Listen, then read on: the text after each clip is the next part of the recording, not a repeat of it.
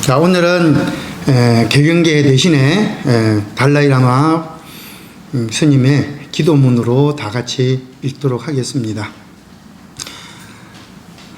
자, 달라이라마는 아시다시피 지금 현재 살아있는 생불로 여기고 계시죠. 지금 현재 이 어려운 시국에 저희들이 달라이라마 기도문을 외우면서 읽으면서 우리도 이런 형태로 살아야 되겠다라고 하는 것들을 조금 생각을 해봐야 되지 않겠냐라는 생각을 해봅니다.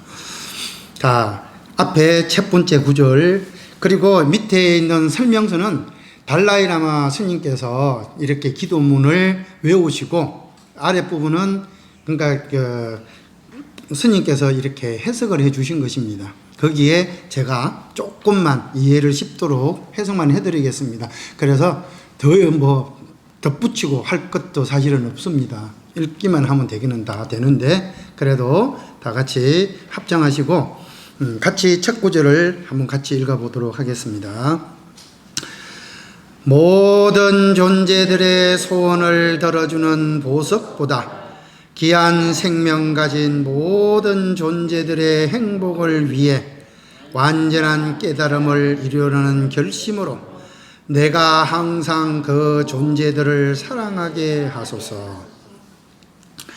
우리가 보통 항상 말씀을 드리지만 이 세상에 존재하고 있는 모든 존재들은 다 나를 위해서 존재하고 있다라고 늘 말씀을 드렸습니다.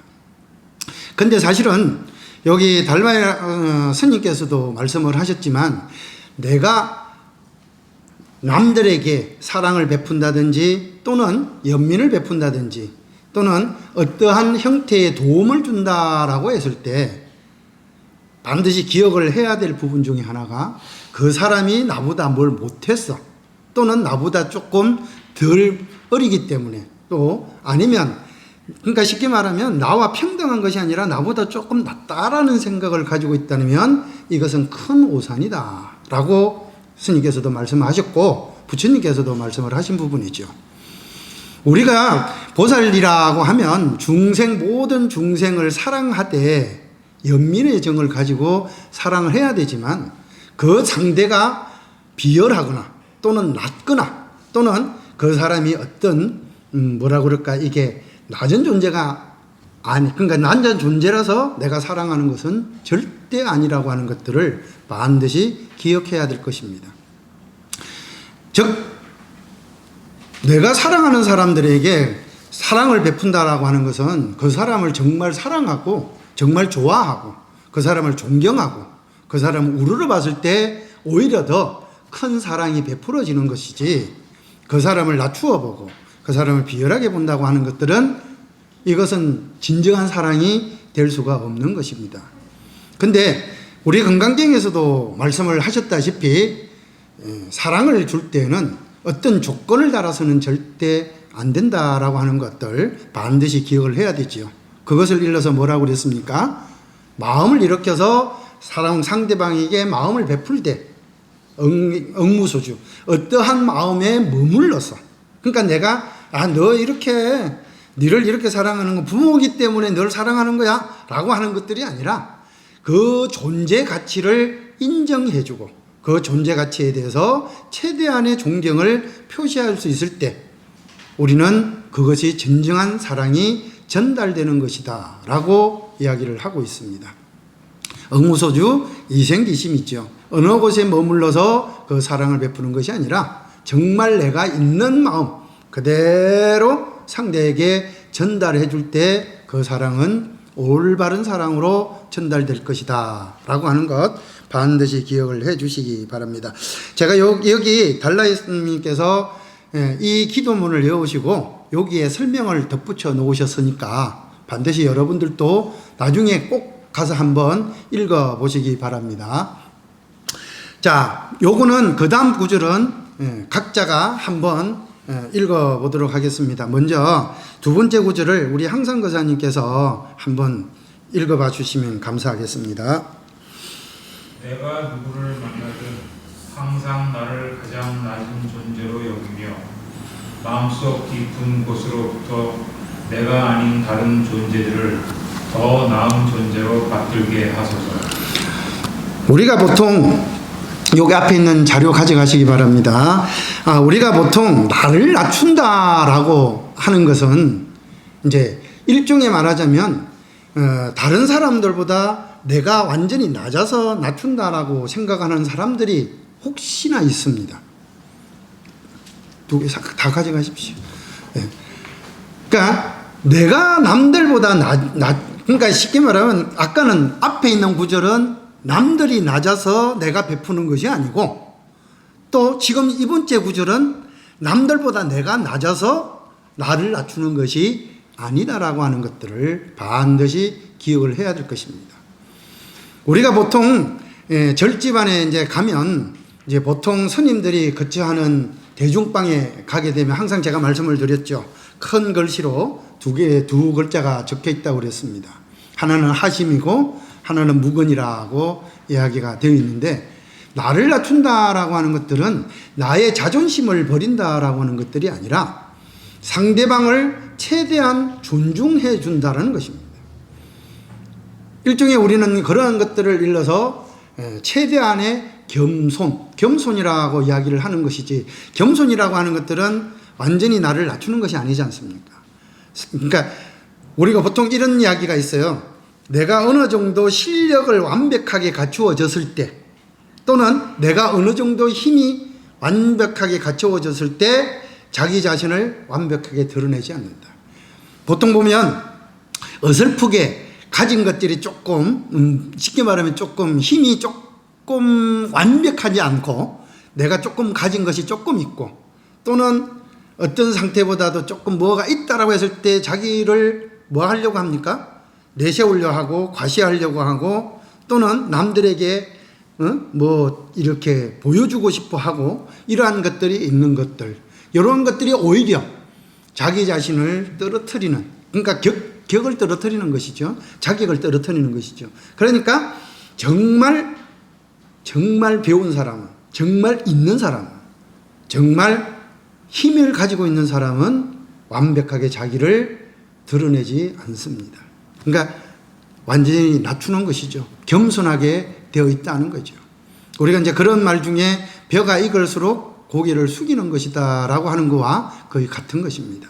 완벽하게 익어야, 배는 지금 8월달, 7월달, 8월달쯤 되면 배는 완전히 꼿꼿하게 서가 있습니다. 파란 상태에서.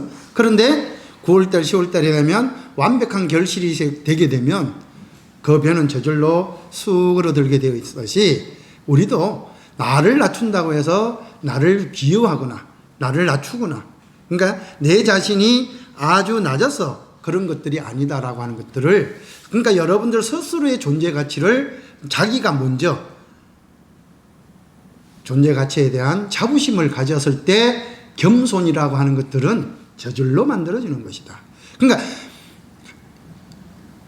될 수 있으면 겸손한다고 해서 그러니까 완벽하게 배우지 않는, 그러니까 완벽하게 완성되지 않는 사람이 겸손을 하는 것은 오히려 뭐라고 그런 거다?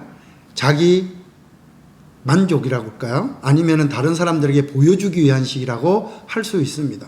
그러나 완벽하게 자기 자신을 믿고 의지하고 자기 자신에 대한 확신이 있는 사람이 겸손을 한다는 것은 다른 사람에 대한 완벽한 존경이다, 완벽한 사랑이다 라고 하는 것들을 기억해 주시면 감사하겠습니다. 우리 세 번째 분은 우리 지 박사님께서 한번 읽어봐 주실까요? 나의 모든 행동을 스스로 살피게 하고 마음속에 번뇌가 일어나는 그 순간에 그 번뇌가 나와 다른 사람들을 위험에 빠뜨리게 한다면 당당히 맞서 번뇌를 물리치게 하소서. 우리가 보통 아까 좀 전에 앞에 있는 부분과 거의 결부가 되어 있는 부분 중에 하나인데, 내가 아직 조금 덜 완성이 되어 있으면 다른 사람들이 나를 보고 욕을 한다거나, 아니면 나를 칭찬을 한다고 했을 때 뭐 하게 됩니까? 흔들리게 되어 있어요. 그러니까 말 그대로 다른 사람들이 나를 이렇게 그러니까 시기하고 질투하고 막 나를 공격을 하게 되었을 때 나도 같이 따라서 거기에 응대를 하게 되면 그 사람들과 똑같은 사람이 되는 것이 아니라 오히려 그 사람보다도 더 못한 존재가 되어버리는 것과 같은 것입니다.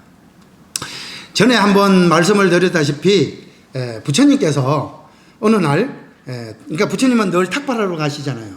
탁발하러 가시는데 어느 날 탁발하러 가시는 중에 어떤 그러니까 바라문교가 사실은 이제 부처님 당시에 불교가 완전 왕성을 해 나가고 있다 보니까 이 바라문교가 일종의 말하자면은 위기 의식이라고 그럴까요? 어떤 그러한 상황에 처하다 보니까 그 바라문교의 장로가 부처님이 오시는 것을 딱 보고는 집에 숨어 있다가 부처님 얼굴에다 꾸중불을 확 끼얹었습니다. 그리고는 막 삿대질을 하면서 부처님에게 막 이야기를 뭐 쉽게 말하면 거의 1시간 동안 욕을 했다고 그러나 그랬는데 부처님께서는 빙긋이 웃으시면서 한마디도 대답을 하지 않았습니다. 우리가 보통 여러분들도 어때요? 싸움이라고 하는 것은 손바닥도 뭘 해야 됩니까?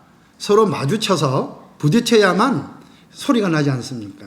그러니까 한 사람이 일방적으로 막 몰아붙인다고 해서 싸움이 이루어지는 것은 절대 일어나지 않습니다. 근데 요만큼을 줬는데 내가 듣다 보니까 기분 나빠서 상대방에게 네가 뭔데 나한테 그래? 라고 쳐받으면 그때부터 이제 일종의 말하자면 제대로 된 싸움이 시작이 되는 것이죠. 그래서 이게 박수도 손바닥에 마주쳐야 박수 소리가 나는데 장로가 막 부처님을 향해서 삿대질을 하면서 욕을 했는데 부처님께서는 싱긋이 웃으면서 아무 말씀을 안 하시니까 오히려 욕하는 사람이 이제 지쳐버렸어요. 그러면서 이제 그 장로가 부처님에게 묻습니다. 고탐하여 이제 거기는 이제 부처라고 이제 안 하니까 고담하여 당신은 분하지도 않습니까? 내가 이렇게 당신에게 얼굴에 꾸중불을 끼얹고 내가 이렇게 욕을 했는데 왜 당신은 한마디도 하지 않습니까? 라고 이야기를 하니까 그제서야 부처님께서 싱긋이 웃으시면서 하시는 말씀이 참으로 고맙습니다.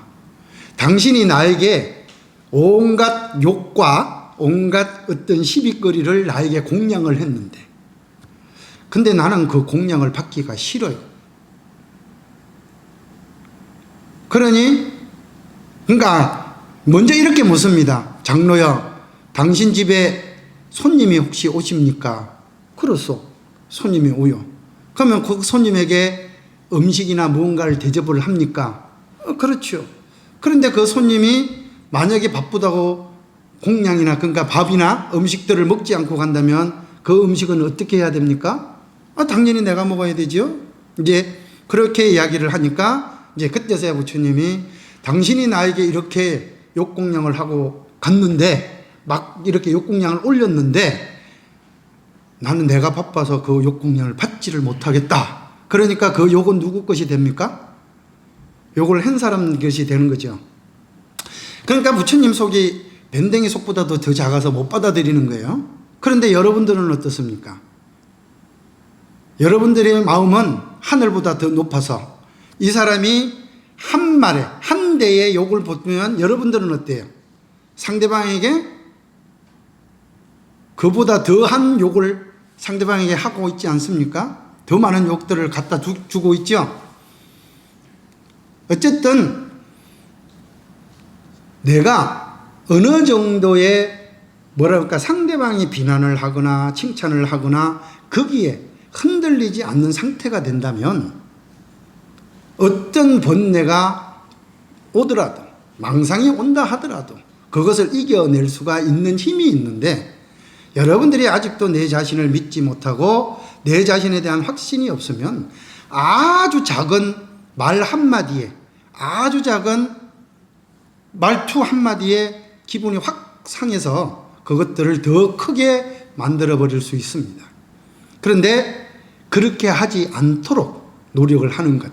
이것이 바로 우리들이 해야 될 기도입니다. 이제 달라이라마께서 그러한 말씀을 이야기를 해 주시고 계시는 것입니다. 네 번째는 우리 정진행 보살님께서 읽어봐 주시기 바랍니다. 그늘진 마음과 고통에 억눌린 버림받고 외로운 자들을 볼 때 나는 마치 금은 보화를 발견한 듯이 그들을 소중히 여기게 하소서. 원래 부처님께서는 그러니까 네 가지의 사회적인 소외를 한 사람들을 보살펴라. 그건 누구냐면 한번 따라 해볼까요? 환, 과, 고, 독. 환이란 호래비 환자입니다. 과란 과부 같자고요. 독이란 그러니까 장애자, 그러니까 뭐 한쪽 팔이 없다든지 뭐 그러니까 홀로 독자니까 이제 장애를, 그러니까 어떤 상태가 없는 그런 장애를 가진 사람들을 이야기하고, 고라고 하는 것은 고아를 말합니다. 부모가 없는 고아를 말하죠. 이런 사람들을 일러서 우리는 사회적 약자라고 이야기를 합니다. 그래서 부처님께서는 무엇보다도 먼저 이 사회적 약자에 대해서 제일 우선적으로 그들을 보살필 수 있도록 마음을 내라고 이야기를 하셨습니다. 마찬가지듯이 거기에 대해서 여기도 제가 이제 달라이라마 스님께서 데레사 수녀에 대한 이야기를 하셨습니다. 데레사 수녀는 아시다시피 종교는 뭐 스님하고 달랐지만 이분은 완전히 그냥 흔히는 말로 천민 속으로 완전히 들어가셨죠.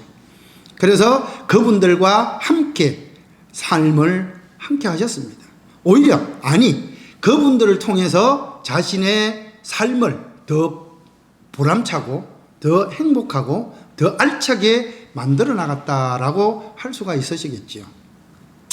그런 면에서 보면 신라시대 때 원효스님께서 원래는 깨달음에 이르기 이전에, 그러니까 쉽게 말하면 해골물을 마시기 이전까지는 그러니까 원효스님도 귀족 출신이기 때문에 어떤 귀족의 사상, 그러니까 내가 높다라고 하는 아상을 가지고 계셨습니다. 그러는데 당나라 유학을 가다가 의상스님하고 당나라 유학을 가는 도중에 가다가 어느 동굴 속에서 잠을 자다가 새벽에 목이 말라 물을 마셨는데 아침에 깨어서 보니 해골물이었어요.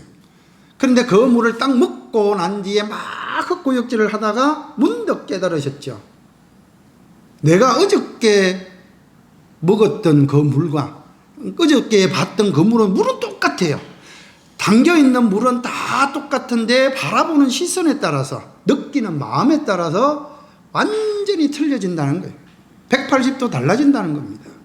그런데 그 마음이라고 하는 것들이 도대체 뭔가라고 하는 것들을 이제 스님께서 깨달으셨다는 거죠. 그래서 어쨌든 뭐 그 깨달음의 경지를 저도 아직 가보지를 못했으니까 그 마음까지는 완벽하게 알지는 못하지만 어쨌든 이 기족적인 사고방식을 가지고 있었던 원효스님께서 깨달음을 이루시고 난 뒤에 스스로 복성거사라, 덕시 말해서 자기가 가지고 있던 원효라고 하는 것, 이제 그 본명을 버리고 저 밑에 복성거사라고 해서 완전히 천민들의 삶의 상태에 있는 그 속으로 들어가셨습니다. 이제 뭐 사복이라고 하는 뱀 토굴꾼 마을 그 사람 집에 가서 토굴집에서 살기도 하고, 뭐 어쨌든 가장 빈민한 곳을 먼저 찾아가서 그 사람들을 어루만지고 그 사람들을 위로하고 그 사람들과 함께 삶을 살아가게 되는 거죠. 사실은 우리가 깨닫는 이유도 바로 여기에 있습니다. 일체 중생을 멸도하라. 금강경의 첫 번째 구절이 그렇죠. 일체 중생을 멸도하라. 그러나 단 하나도 멸도한 중생이 있어서는 안 된다는 거죠. 여기서 말하는 있어서는 안 된다는 말은 내 마음에 나는 니를 도와줘. 내가 너한테 얼마나 복음을 베푸는데 라고 하는 마음이 있다라고 하면 1이라도 있다고 한다면 그것은 완전한 멸도라고 할 수 없기 때문입니다. 그래서 완전한 깨달음은 바로 중생을 향해서 돌아갔을 때 완전한 깨달음이 되는 것이다. 즉 부처님께서 환과 고독, 즉 사회적 약자를 최우선적으로 보아라 라고 하는 말씀과 같으신 것입니다. 우리 간음도가 두 분 그 다음 거 읽어보시기 바랍니다. 누군가 주의하는 마음 때문에 나를 하고 생각하며 부당하게 할 때 나는 스스로 패배를 더 맡으며 승리는 그의 것이 되게 하시며. 우리가 금강경 제16분에 보면 너네들이 지금 현재 상대방이 나는 열심히 기도를 하고 열심히 수행을 하고 열심히 절에 와서 봉사를 했는데 누군가가 나에게 이렇게 비난을 하고 나에게 손가락질을 하게 됐을 때 부처님 내가 기도한 건 뭔데요? 라고 하는 것들이 아니라 오히려 다음 생에 받아야 될 그러한 복을 지금 이 생에 이미 다 희석시켜버리는 것과 같은 것이다 라고 말씀을 하셨듯이 이제 여러분들도 누군가가 나에게 비난을 하고 오히려 어떤 형태로 나를 방해를 하고 했을 때 승리를 그 사람에게 주라는 겁니다. 그러니까 일종의 말하자면 그 사람들과 함부로 뭐 하지 말아라. 그러니까 이 나를 비방하겠다라고 하는 사람들은 이미 그러한 마음을 갖고 있기 때문에 그 사람의 마음을 완벽하게 바꾼다라고 하는 것들은 어려워요. 불가능할 수도 있습니다. 그런데 오히려 그 사람에게 져줌으로써 오히려 내가 승리자가 될 수 있게 되는 것이죠. 그러니까 우리가 하는 말이 그런 말이 있잖아요. 지는 것이 이기는 것이다 라고 하는 것들을 기도를 하게 되면 여러분들도 다 아시겠죠. 기도를 하게 되면 저절로 느끼게 되는 감정들입니다. 누군가가 나를 비난한다 하더라도 거기에 흔들리지 않는 마음을 갖게 되어 있습니다.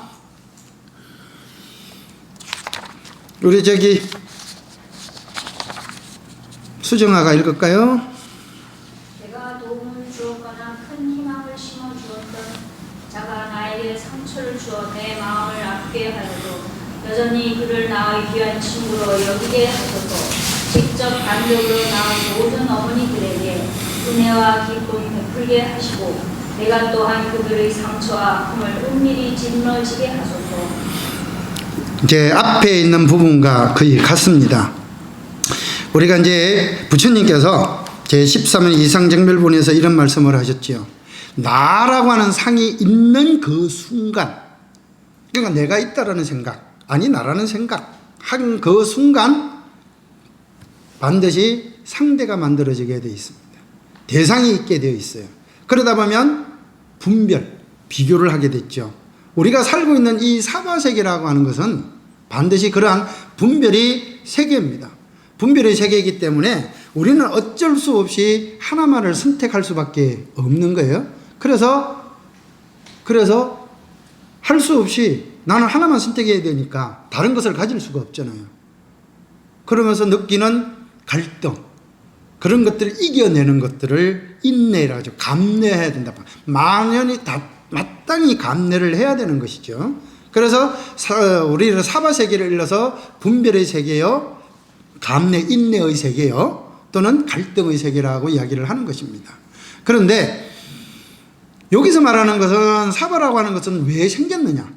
바로 나라는 생각에서부터 출발하는 것이죠. 내가 있다라는 생각을 하는 것에서부터 출발을 하는 거죠. 그런데 나라는 존재가 없어져 버리게 되면 아상, 인상, 중생상, 수자상이 없게 되면 바로 그 다음 대상이 사라져 버리는 겁니다. 그래서 이제 금강경에서도 부처님께서 내가 가리왕에게 모든 몸이 다 갈갈이 찢어지는 그런 상황이 왔는데도 내가 무아상, 무인상, 무중생상, 무수자상이었기 때문에 단 하나의 진심, 그러니까 화를 내는 마음이 일어나지 않았다는 겁니다. 근데 만약에 거기에서 조금이라도 나라는 생각이 있으면 아프다는 생각이 딱 들게 될 거 아니에요. 아프니까 왜 이 사람이 나를 괴롭히지라는 생각이 들 것이고, 왜 이 사람이 나를 괴롭히지라는 생각이 들면 그 사람이 미운 생각이 들 것이고, 미운 생각이 들게 되면 다음 생각이 원한이 생기게 될 것이고, 원한이 생기게 되면 반드시 그 인과가 발생하게 되어 있습니다. 그래서 인과라고 하는 것은 반드시 결과라고 하는 것들이 만들어지기 때문에 그 결과를 먼저 차단할 수 있게끔 만들어주는 것이죠. 그렇게 하기 위해서는 먼저 그러한 인과를 없애기 위해서는 상대방에 대한 생각을 놓는 거예요. 오히려 나를 욕한 사람을, 오히려 나를 비방한 사람을 기쁘게, 그 사람을, 그러니까 가장 훌륭한 용서는 포용입니다. 가장 완벽한 용서는 그 사람을 끌어안는 거예요. 그렇게 되었다는 것까지도 이해를 해 줄 수 있어야 완벽한 포용이 되고 용서가 됩니다.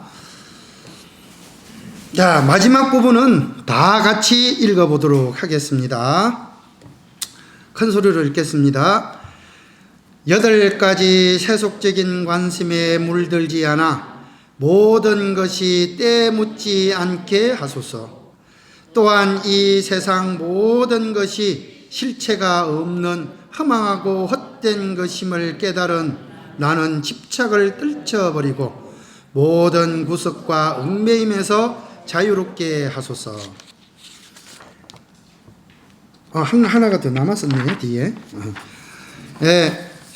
세상에 일어나고 있는 이 모든 일들은 우리 금강계 마지막 부분에서 나오죠. 모두가 다 환이요, 이슬이요, 번개와 같아서 금방 있다가도 사라져 버릴 것들입니다. 잠깐이라도 머물러 있는 것들은 단 한순간도 없어요. 모든 것들은 그냥 흘러가 버리고 모든 것들은 다 지나가 버릴 것인데 우리는 거기에 뭐 하고 있습니까? 그것들을 못 잡아서 안달을 하고 있죠. 못 잡아서 괴로워하고 있습니다. 힘들어하고 있어요. 번뇌라고 하는 것은 바로 여기서부터 출발하는 것이다. 그래서 8가지 세속적인 관심이라고 하는 것, 요것만 이제 빨리 하고 이제 마칠 수 있도록 하겠습니다. 다른 사람이 나를 여러분들이 이게 요걸 보면서 나한테 해당되는지 안 되는지만 살펴보시면 됩니다. 다른 사람이 나를 칭찬할 때 우쭐해지는 것, 어떤 사람이 나를 욕하거나 얕잡아 볼 때 의기소침해지는 것, 여러분이 성공을 경험할 때 행복해하는 것, 여러분들이 실패를 경험할 때 우울해하는 것, 여러분들이 부를 얻을 때 즐거워하는 것, 여러분들이 가난해질 때 낙담하는 것, 여러분들이 명예를 얻었을 때 즐거워하는 것, 여러분들이 명예를 잃었을 때 우울해하는 것. 어때요? 여러분들이 요거 다 포함이 되는 것들입니까? 아니요, 나는 이것들에 포함 하나도 안 돼. 나는 그냥 다 초탈했어 라고 생각이 되어집니까? 예, 모든 것들은 다 번개요, 이슬이요, 예? 물과 같은 겁니다. 그냥 시간이 지나가면 다 사라지게 되어 있는 것들에 우리는 요런 것들에 집착을 하고 있다라고 하는 것, 요것들을 꿈을 깨자라고 하는 것에 이제 생각을 하시고, 마지막 부분 다 같이 또 마지막 부분만 같이 읽도록 하겠습니다. 요거 읽고 마치도록 하겠습니다. 모든 중생이 자유로워지기를 바라며 내가 완전한 깨달음을 얻을 때까지 나는 항상 부처님과 가르침과 성가에 기이합니다. 지혜와 자비에 감화되어 오늘 나는 부처님 앞에서 모든 중생의 이익을 위하여 완전한 깨달음을 이루고자 발언합니다. 여러분들도 이 달라이라마 스님의 발언문, 이게 기도문을 이제 이거 집에 가져가셔서 하루에 한 번 정도씩 읽어보는 것도 괜찮지 않을까라는 생각을 해봅니다. 자, 오늘은 초하루니까 달라이라마 스님의 기도문을 통해서 우리가 어떤 마음을 가져야 되는가라고 하는 것을 공부를 해 봤습니다. 다음에 천수경은 9월달로 이제 이어를 하고, 다음 주에는 이제 우리 세등 스님께서 법문을 또 해주시겠습니다. 그리고 마지막 5째 주 일요법회는 그 다음 주가 이제 백중 기도가 있었기 때문에 마지막 주 부패는 없다는 것들을 미리 말씀을 드리도록 하겠습니다. 일어서서 사홍성운을 하고 오늘 부패를 마치도록 하겠습니다.